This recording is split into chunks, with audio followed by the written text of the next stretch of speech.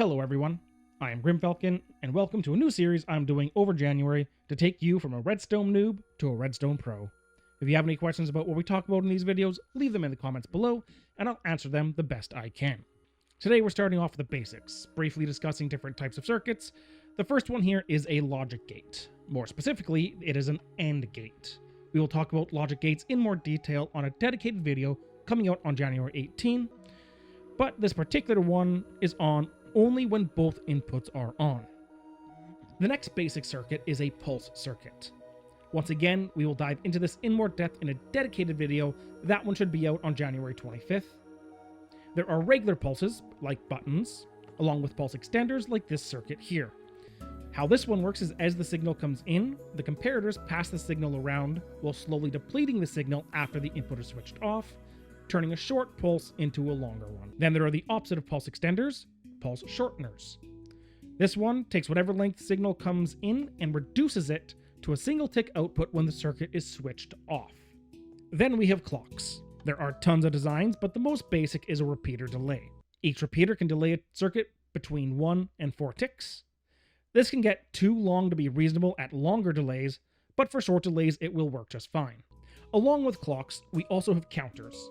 This is a type of circuit that counts things, usually inputs. The easiest of these are some version of a hopper counter. This one triggers once for every time the circuit shuts off. We have a dedicated video for clocks and counters that should be coming out on January 11th to get into this in slightly more depth. This circuit is a randomizer. Every time the circuit is triggered, there is a 1 in 9 chance that the output will trigger. How this is accomplished is each time the circuit gets turned on, an item drops into the hopper. The hopper is then locked for the duration of the pulse. In the dropper, there are 9 slots, 8 of them have stackable items, and 1 has a non-stackable item. If a non-stackable item gets dumped into the hopper, the comparator outputs a stronger signal, as that slot is considered full as opposed to being 1/64th full. The shorter signal strength does not trigger the output, while the longer one does. This circuit is a T flip-flop. It takes a pulse and turns it into a constant on signal, and the next pulse will shut it off. How this is accomplished is the pulse comes in. Through the pulse shortener, we bring the circuit down to a single tick. That fixes it so that the observer only ticks once and the piston moves the block into position or pulls the block out of position to either turn the output on or shut it off respectively. Vertical transmission, kind of a pain with Redstone, but there are a few options. The first is a slab staircase. You can use half slabs to move the circuit up to the top, and yes, I do mean up and up only, because the lower half of the slab is considered a transparent block, and how Redstone interacts with transparent blocks, this works to move the signal up, but will not transmit the signal down. The next method is a redstone torch tower.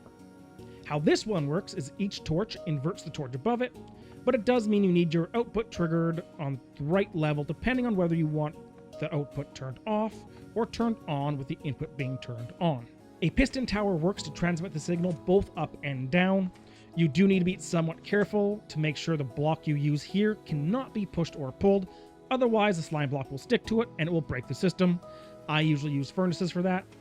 Either way, this is a really long circuit breaker circuit, but it does get the job done to transmit the signal up or down. And finally, we are going to talk about diodes.